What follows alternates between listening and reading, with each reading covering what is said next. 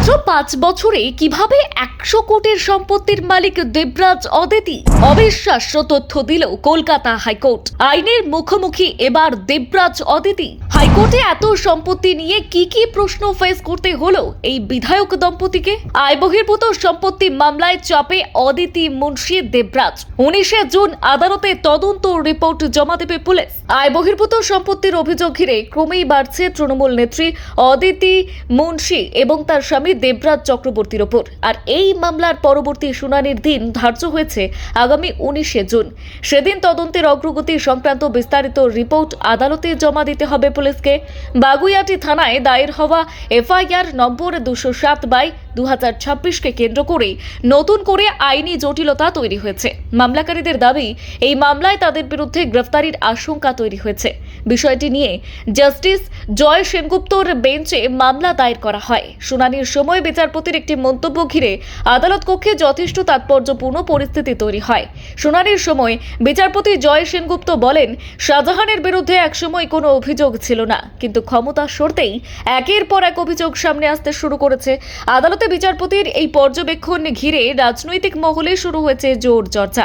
অনেকের মতে এই মন্তব্যের মধ্য দিয়ে ক্ষমতা এবং প্রশাসনিক প্রভাবের প্রশ্ন উঠে এলো পরোক্ষভাবে। মামলার শুনানিতে রাজ্যের আইনজীবী একাধিক গুরুত্বপূর্ণ প্রশ্ন তোলেন।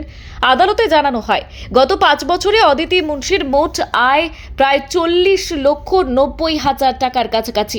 অন্যদিকে দেবরাজ চক্রবর্তীর আয় প্রায় 66 লক্ষ টাকার কিছু বেশি। কিন্তু সেই তুলনায় তাদের নামে প্রায় 100 কোটি টাকার সম্পত্তি কিভাবে তৈরি হলো, সেটাই এখন তদন্তের মূল বিষয়। তদন্তকারী সংস্থার দাবি, সম্পত্তির পরিমাণ এবং আয় সংক্রান্ত নথির মধ্যে বড় ধরনের অসঙ্গতি রয়েছে। আর সেই কারণেই সম্পত্তির উৎস, আর্থিক লেনদেন এবং বিনিয়োগের খতিয়ে দেখা হচ্ছে। আদালতেও জানানো হয়েছে, তদন্ত এখনও প্রাথমিক পর্যায়ে থাকলেও বেশ কিছু গুরুত্বপূর্ণ তথ্য ইতিমধ্যেই সামনে এসেছে। এর মধ্যেই বুধবার দেবরাজ চক্রবর্তীকে আটক করে দীর্ঘক্ষণ জিজ্ঞাসাবাদ করা হয়। সূত্রের খবর, পুরনো একটি মামলার সূত্র ধরেই তাকে জেরা করা হয়। 2021 সালে বিজেপি কর্মী প্রসেনজিৎ বিশ্বাসের মৃত্যুর ঘটনাকে কেন্দ্র করে যে ভোট পরবর্তী অশান্তির অভিযোগ উঠেছিল, সেই মামলার সঙ্গেও দেবরাজ চক্রবর্তীর নাম জড়িয়ে রয়েছে বলেও তদন্তকারীদের দাবি। আর এই সময় অভিযোগ উঠেছিল, প্রসেনজিৎ বিশ্বাস গলায় দড়ি দিয়ে আত্মঘাতী হওয়ার পর এলাকায় ব্যাপক উত্তেজনা এবং অশান্তির পরিস্থিতি তৈরি হয়েছিল। এই ঘটনায় তদন্ত ঘিরেও নতুন করে নড়াচড়া করে শুরু হয়েছে বলে প্রশাসনিক সূত্রে খবর। ব্যুরো রিপোর্ট, গলসি বার্তা।